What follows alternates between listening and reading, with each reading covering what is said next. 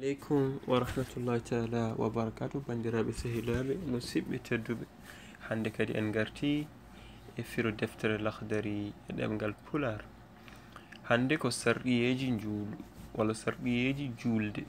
Sarɗiyeji njuulu ko laabde e taƴre e laabde e soɓe gila e ɓandu ma ha e comci ma e nokku mo njuulata o e suurde awra e huccidde qibla woni funnaange e accude haala e accude golle kewɗe.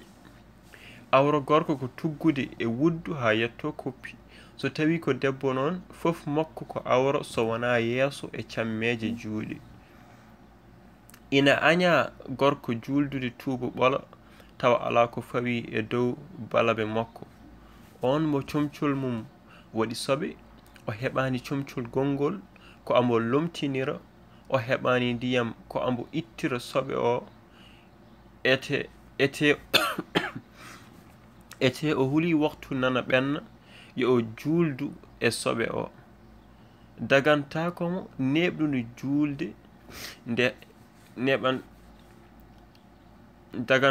neɓɗude julde nde ha waktu o yalta sababu o laaɓani. Kala baɗɗo ɗum woofi jomum mbo dañani ko ina surda awra mum yo o juldu noon ko o ɓolo gofɗo qibla woni funnaange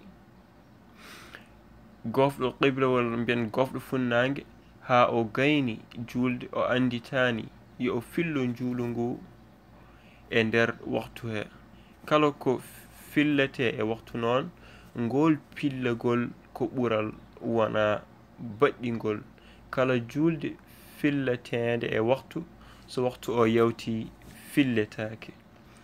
Farillaaji njuulu ko anniyade julde toɗɗande nde yeru mbeɗa anniyi julde tisbaru mbeɗa ñemtina almami e habbirandu harminirdu e daranade ndu e jangude fatiha e daranade fatiha o e nangude e koppi e immitade e mum e sujjira tinde mum e immitade e sujude he e fotondirde juuɗe he e julde he e heɓindade e geɗe ɗe fof e rewondirde farillaaji ɗi e salminde e joɗanade salminandu ndu.